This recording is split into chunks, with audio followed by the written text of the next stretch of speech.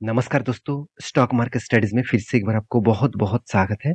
तो आज यहाँ पे मैं डिस्कशन करूँगा कुछ इम्पोर्टेंट कंपनी का अपडेट के बारे में। तो इस वीडियो को लास्ट तक देखिएगा और साथ ही साथ आपने टेलीग्राम को जॉइन नहीं किया, वो भी कर सकते हैं। नीचे सारे लिंक्स अवेलेबल है, तो एज़ ए लर्निंग पर्पज़ में आप सारे डेटा को देख सकते हैं। तो चलो देख लेते हैं आज के स्टॉक के डिटेल्स के बारे में। सबसे पहले मैं बात करूँ टाटा मोटर्स के बारे में। देखिए टाटा मोटर्स इंडिया के सबसे बड़ा एक अ, हेवी व्हीकल्स मतलब ट्रक्स एंड बसेस बनाने वाला कंपनी है। उसके साथ-साथ company two wheelers sorry four wheelers मतलब जो पैसेंजर व्हीकल्स है उसके ऊपर भी कंपनी काम कर रहा है। साथ ही साथ लग्ज़रीज़ गाड़ियों में कंपनी का सबसे ज़्यादा मार्केट शेयर लग्ज़रीज़ गाड़ियों में है जिसका नाम है जैगुआर एंड लैंड रोवर। ये दोनों ही लग्ज़री जो गाड़ियाँ हैं उसके ऊपर सबसे ज़्यादा कंपनी का मार्केट शेयर है। और कंपनी ने ये भी कमेंट किया कि अपकमिंग कुछ ईयर्स में वो अ, मतलब जो जैगुआर है और उसके साथ लैंड रोवर जो है, इस दोनों जो कंपनी से इसका, तो इस कंपनी के ऊपर वो ज़्यादा से ज़्यादा कैपेक्स बढ़ाने वाला है, मतलब इन्वेस्टमेंट बढ़ाने वाला है। उसके लिए जो टाटा टेक्नोलॉजी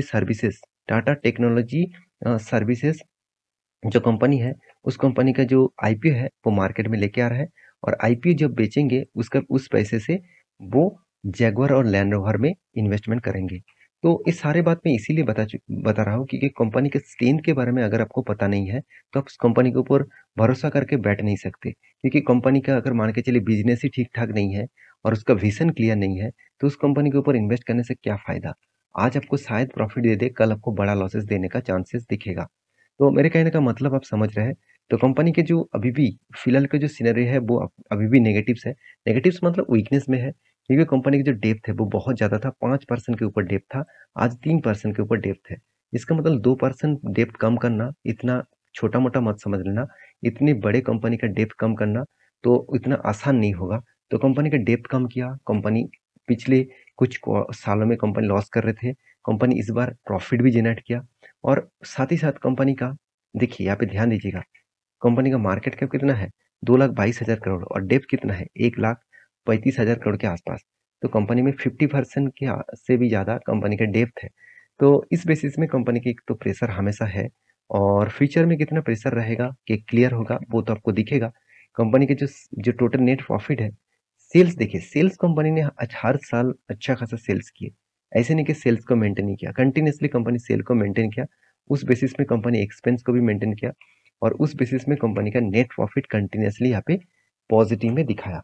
तो मेरे हिसाब से कंपनी का जो नेट प्रॉफिट है वो पॉजिटिव में है और आगे जाकर पॉजिटिव और भी बन सकते हैं क्योंकि कंपनी के यहाँ पे जो एक अपडेट आया जो इकोनॉमिक टाइम्स के ऊपर अपडेट यहाँ पे पब्लिश किया गया। अब ध्यान दीजिएगा यहाँ पे क्या बताया गया। Tata Motors share price today update. Tata Motors reported impressive 24.25 year of year growth. तो इसका मतलब कंपनी ने जो ईयर ऑफ ईयर ग्रोथ है वो इस बार 24% का ग्रोथ होने का चांसेस है और वो भी जो कितना 3,45,966 करोड़ के आसपास इस बार टोटल नेट सेल्स किए। तो सेल्स भी अच्छा खासा इंक्रीज हुआ। तो मेरे हिसाब से एक बड़ा धमाका आपको देखने को मिल सकता है। तो टाटा मोटर्स का रिजल्ट आएगा तब आपको धमाका दिखेगा। तो इसका रिजल्ट कब आएगा मैं आपको यहाँ पे दिखा दूं। तो ध्यान दीजिएगा यहाँ पे रिजल्ट का डेट भी अनाउंसमेंट किया गया है। तो रिजल्ट कब मिलेगा? तो रिजल्ट मिलेगा 25 जुलाई में। तो 25 जुलाई और ज़्यादा दिन नहीं है। तो फटाफट रिजल्ट आएगा तो उससे पहले ही कंपनी के ऊपर एक ट्रेड बन चुके हैं। एक पैटर्न्स कंपनी के ऊपर क्रिएट हुआ है। लॉन्ग जर्नी के लिए आपको इस पैटर्न्स को खेलना होगा। यहाँ पे देखिए एक शोल्डर बना, उसके बाद हेड बना, उसके बाद एक छोटा सा शोल्डर बना। मेरे हिसाब से शोल्डर और भी नीचे आकर एक बड़ा सा शोल्डर बना सकते हैं। इसके लिए पैनिक करने का जरूरत नहीं। अगर इस पैटर्न को टोटल कवर करते हैं तो आपको 89% का गेन मिल सकता है। बाकी आपके क्या राय है जरूर कमेंट्स करना। सेकेंड जो कंपनी जिसके बारे में बात करूँ उसका नाम है डिक्सन टेक्नोलॉजीज। डिक्सन टेक्नोलॉजीज एक ऐसे कंपनी है जिसके ऊपर चर्चा हर जगह पे हो रहा है क्योंकि डिक्सन टेक्नोलॉजीज को चाइना से प्रोजेक्ट मिलता था। बीच में चाइना ने इसके ऊपर प्रोजेक्ट देना बंद कर दिए थे और अभी फिर से चाइना के सबसे बड़े कंपनी साउमी। तो साउमी ने क्या किया यहाँ पे इसको प्रोजेक्ट दिया। प्रोजेक्ट मतलब इंडिया में आकर वो खुद के जो ब्रांड है, खुद का जो मोबाइल्स ब्रांड है उसको मैन्युफैक्चरिंग करेंगे और किसके माध्यम से? डिक्सन टेक्नोलॉजीज के माध्यम से। जब ये रिपोर्ट आया तब शेयर के ऊपर एक अच्छा खासा बूम देखने को मिला था। तो मैं इस कंपनी के ऊपर पॉजिटिव तो हूँ मगर फिलहाल के लिए थोड़ा सा मैं संभल के काम कर रहा हूँ क्योंकि इस कंपनी का पी रेशियो मुझे बहुत हाई लगा। हाई मतलब बहुत हाई। अगर कंपनी के पी रेशियो प्रीवियस देखेंगे तो करीबन 180 के आसपास देखने को मिलेगा, और आज कितना है, 100 के आसपास। पी रेशियो में करेक्शन तो हुआ, मगर पी रेशियो और भी ऊपर जाने के लिए तैयार भी है। लोग हाई पी रेशियो के ऊपर भी इस कंपनी के ऊपर खरीदारी करने के लिए तैयार है। तो मैं उतना रिस्क लेकर काम नहीं करता। जिस कंपनी का पी रेशियो इतना ओवर वैल्यूड कंपनी, आज नहीं तो कल एक, अगर मार्केट में थोड़ा सा करेक्शन दिखे तो ऑल ओवर मार्केट में, तो इस शेयर के ऊपर भी करेक्शन दिखेगा, क्योंकि इस कंपनी एक स्मॉल कैप टाइप कंपनी है। इस बात को आपको याद रखना है। तो कंपनीज के ऊपर मैं एक चीज में आपको दिखा देता हूँ। कंपनी का जो रिजर्व है वो लगातार इंक्रीज हुआ, और बोरिंग्स को कंपनी ने कम किया, और उसके साथ साथ कंपनी की जो फिक्स एसेट है वो भी यहाँ पे अच्छा खासा ग्रोथ किया। तो कंपनी का CWIP के बारे में बात करूँ, तो कंपनी का कैपिटल वर्किंग इन प्रोसेस के बारे में बात करूँ, तो इस बार कंपनी 120 करोड़ के आसपास यहाँ पे पैसा लगा के रखा नया प्रोजेक्ट के ऊपर। तो इस प्रोजेक्ट खत्म होने के बाद डायरेक्टली वो पैसा आपको फिक्स एसेट में दिखेगा। अगर यहाँ पे टोटल, अगर मैं यहाँ पे एक चीज मैं आपको बता दूं कि आप इस चीज को जरूर याद रखिएगा, कंपनी इस बार कितना कर्जा लिया। देखिए, कंपनी इस बार कर्जा भी ज्यादा नहीं लिया, सिर्फ 33 करोड़ का कर्जा लिया, और इस कर्जे से कंपनी अच्छा खासा बिजनेस भी कर रहा है। कंपनी का जो मेन प्रायोरिटी है वो है डेट फ्री बनाना। तो उसके बाद कंपनी आगे जाकर अच्छा खासा ग्रोथ कर पाएंगे। तो कंपनीज के जो चार्ट पैटर्न है उसके बारे में बात करूं, तो डिक्सन टेक्नोलॉजी के ऊपर मैं कुछ डेट्स आपको मेंशन किया था। यहाँ पे कंटिन्यूसली जर्नी करने के बाद जब ब्रेकआउट हुआ, तब मैं आपको मेंशन किया कि वो टारगेट यहाँ पे अच्छा खासा टारगेट लेवल यहाँ तक मिल सकता है। तो कंटिन्यूसली जर्नी हुआ, और देखिए इजीली यहाँ पे टारगेट मिला, और उसके बाद जो नेक्स्ट लेवल होगा वो इस लेवल तक दिया गया था 4597 के आसपास। तो इजीली उसको टच किया कंटिन्यूसली जर्नी करने के बाद, और इस जर्नी होने के पीछे वही कारण है, Xiaomi का कारण है। और अभी देखिए कंपनी नीचे आया, क्योंकि इतना जर्नी करने के बाद कभी ना कभी तो प्रॉफिट बुकिंग होगा। तो प्रॉफिट बुकिंग हुआ, तो मेरे हिसाब से फिर से वो ऊपर साइड में जा सकते हैं।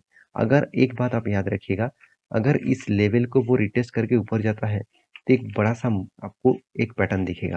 यहाँ पे क्या बना, एक शोल्डर बना, उसके बाद एक बिग हेड बना, और उसके बाद एक शोल्डर क्रिएट करेगा। अगर इस तरीके से पैटर्न क्रिएट हो और इसके ऊपर ब्रेकआउट हो, तो बड़ा सा धमाका आपको दिखेगा। तो उस डेट के लिए, उस दिन के लिए इंतजार करना पड़ेगा, क्योंकि इंतजार करेंगे तभी आपको अच्छा खासा प्रॉफिट मिलेगा किसी कंपनीज के ऊपर। फिलहाल के लिए कोई ट्रेड मत लेना, फिलहाल के लिए इंतजार करना, पैटर्न्स कंप्लीट होने दीजिए, तब मैं आपके साथ जरूर वीडियो बना के शेयर करूंगा। तो वीडियो अच्छा लग रहा हो तो प्लीज लाइक करना, और हाँ, ये वीडियो टोटली एजुकेशन पर्पस में है, कोई भी बाय एंड सेल का रिकमेंडेशन नहीं है। तो please as a education purpose में ही इसको जरूर रिसर्च करना। तो नेक्स्ट जो कंपनी जिसके बारे में बात करूँ उसका नाम है एंजल वन। देखिए, एंजल वन इंडिया के third largest stock broking company है, और इस कंपनी के ऊपर लगातार लगातार ग्रोथ देखने को मिला है। अगर इस कंपनी के बारे में डिस्कशन करूं, तो कंपनी का पी रेशियो तो कम है, उसके साथ साथ ROC ROE बेस्ट लेवल में देखने को मिलेगा। ऐसे नहीं कि कंपनी के पास कर्जा है, कर्जा भी कम है, एनुअली इनकम भी अच्छा है। कंपनी का बैलेंस शीट के बारे में बात करूँ तो कंटिन्यूसली कंपनी जो रिजर्व है उसको ग्रोथ किया, उसके साथ साथ बोरिंग्स को भी ग्रोथ किया, मतलब मेंटेनेंस किया, और उसके बाद देखिए कंपनी फिक्स एसेट भी धीरे धीरे करके यहाँ पे बढ़ा रहा है। और कंपनी इस बार हाईएस्ट कंपनी खुद के बिजनेस के ऊपर इन्वेस्टमेंट भी करके रखा। तो सारे पॉइंट्स यही मेजर करते हैं कि कंपनी का अपकमिंग कुछ ईयर्स में और भी ज्यादा ग्रोथ होने वाला है, क्योंकि आप सभी जानते हैं इंडिया में सिर्फ 2.5% लोग स्टॉक मार्केट में निवेश करते हैं, और सोचिए अमेरिका में जहाँ पे 55% लोग इन्वेस्टमेंट करता है। तो 55% और 2.5% कितना अंतर है आप देख सकते हैं। उस बेसिस में देखा जाए तो कंपनी के ऊपर एक बड़ा सा धमाका आपको देखने को मिल सकता है। तो इस कंपनी के ऊपर चार्ट पैटर्न्स के बारे में डिस्कस करूँ, तो आप ध्यान से देखिएगा, एंजल वन के ऊपर जो चार्ट पैटर्न क्रिएट हुआ, मैं आपको मेंशन किया था, और टेलीग्राम में भी अपडेट दिया था कि कंपनी कंटिन्यूसली यहाँ पे एक शोल्डर क्रिएट किया, उसके बाद हेड क्रिएट किया, उसके बाद शोल्डर। तो ये मेरे सबसे जो स्ट्रेटजीज है, जितने सारे स्ट्रेटजीज मैं यूज करता हूँ, ये स्ट्रेटजीज मुझे बहुत स्ट्रांग लगता है, क्योंकि स्ट्रेटजीज के कारण मैं बहुत सारे कंपनीज के ऊपर एज ए स्विंग ट्रेडिंग्स में अच्छा खासा प्रॉफिट बुकिंग किया। और देखिए, मैंने आपको ये भी मेंशन किया था, बहुत सारे लोग यहाँ पे आने के बाद होल्ड कर रहा था, तो मुझे कमेंट्स आ रहा था, सर अभी क्या करूँ, मैंने तो एंट्री लिया था और यहाँ पे मैं क्या करूँ। देखिए, मैं एक चीज मैं आपको क्लियर करना चाहता हूँ, मेरा कोई भी अटेंशन नहीं है, मैं आपको बता दूं कि यहाँ पे बाई है, यहाँ पे सेल्स है। मेरा जो विजन है वो है आपको सिखाना। मैं जितने इतने सालों तक सीखकर जो मैं जो काम करता हूँ, उस बेसिस में आपके साथ शेयर कर रहा हूँ। बाई करना सेल करना आपके हाथ में रखिए, और हाँ, मैं जब तक प्रॉफिट नहीं होता तब तक मैं वेट करता हूँ, और कोई भी सिचुएशन उस तरीके से क्रिएट हुआ तो मैं ऑब्वियसली प्रॉफिट बुकिंग कर लेता हूँ।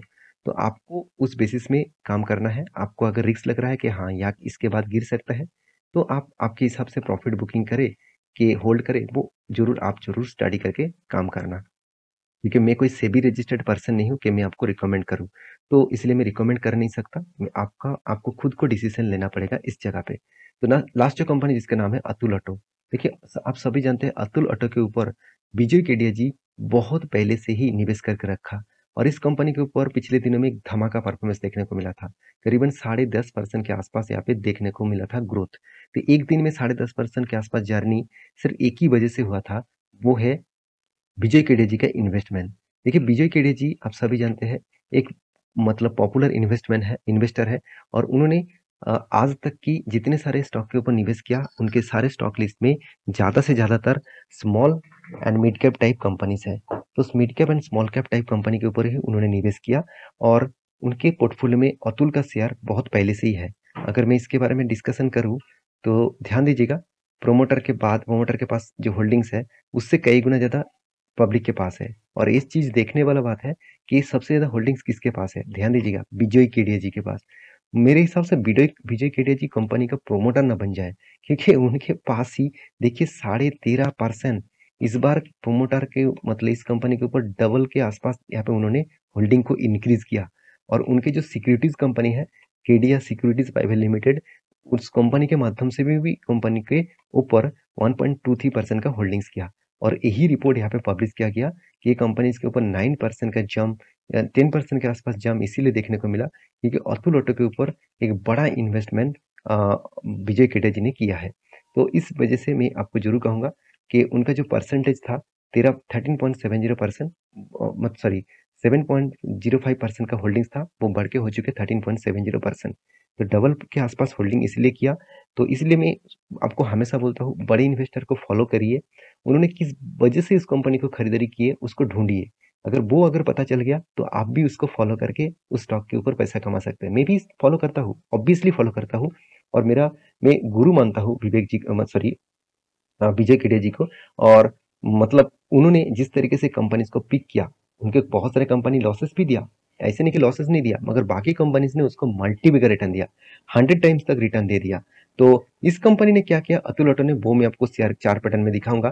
तो ध्यान दीजिएगा चार्ट पैटर्न किस तरीके से क्रिएट हुआ। अगर देखिए कोविड के टाइम में इस कंपनी का प्राइस कहाँ पे था, उन्होंने एक रिपोर्ट के माध्यम से ये भी बताया था कि कोविड से पहले उनका बहुत बड़ा निवेश था, और कोविड के टाइम में बिग क्रैश देखने को मिला, उसका पोर्टफोलियो में बहुत बड़ा लॉसेस दिखा रहा था, फिर भी उन्होंने पेशेंस के साथ बने रहे। इस कंपनी के ऊपर उनका भरोसा था, इस कंपनी फिर से वो रिकवरी जरूर करेगा। तो मेरे हिसाब से इस कंपनी के ऊपर एक स्ट्रेंथ है, वो कंटिन्यूसली धीरे धीरे करके देखिए ऊपर साइड में वो ट्रेड बन रहा है।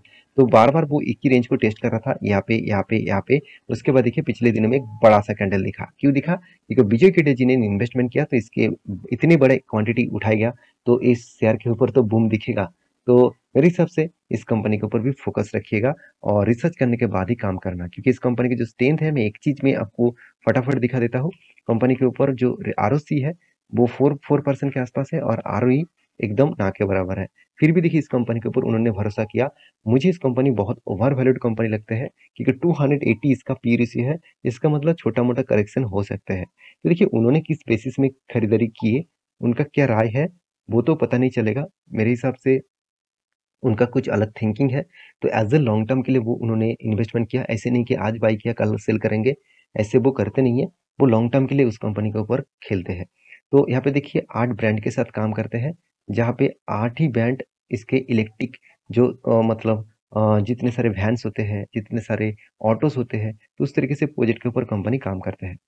तो इस कंपनी के ऊपर जरूर स्टडी करके काम करना। नेक्स्ट जो कंपनी जिसका नाम है तेजनॉक्स हेल्थ केयर। तो तेजनॉक्स हेल्थ केयर के बारे में बात करूँ तो कंपनी के ऊपर एक बहुत बड़ा अनाउंसमेंट है, वो है स्प्लिट का। कंपनी जुलाई 19 में स्प्लिट देने वाला है। इसका मतलब कल के दिन आपको स्प्लिट मिलेगा। तो आज इसका लास्ट दिन था, बहुत दिनों से मैं इसके ऊपर वीडियो बना के आपको बता रहा था कि अगर इस कंपनी के ऊपर निवेश करना है तो 18 जुलाई से पहले आपको निवेश करना है। तो आज के दिन लास्ट था, तो अगर आपने निवेश किया होंगे तो मुझे जरूर कमेंट्स करना। हाँ, मैं डिस्क्लेमर देना चाहता हूँ, मेरे पास इस कंपनी का कोई भी हिस्सेदारी नहीं है। मैं इस तरीके से बोनस और स्प्लिट के न्यूज आने के बाद मैं उस कंपनी के ऊपर टूट नहीं पड़ता हूँ। हाँ, टूट तो पड़ता हूँ रिसर्च करने के ऊपर, अगर सही लगे कंपनी के ऊपर तभी मैं कुछ काम करता हूँ, नहीं तो मैं एग्जिट कर लेता हूँ, मतलब उसके ऊपर छोड़ ही देता हूँ। तो ये था कुछ कंपनीज का अपडेट। मेरे वीडियो अच्छा लगे तो प्लीज लाइक करना, चैनल को जरूर सब्सक्राइब करना। और ये वीडियो टोटली एजुकेशन पर्पस में था। प्लीज बाय एंड सेल का रिकमेंडेशन मत समझना। मिलते नेक्स्ट वीडियो में, तब तक के लिए अच्छे से रहिए, अपने ख्याल रखिए, बाय।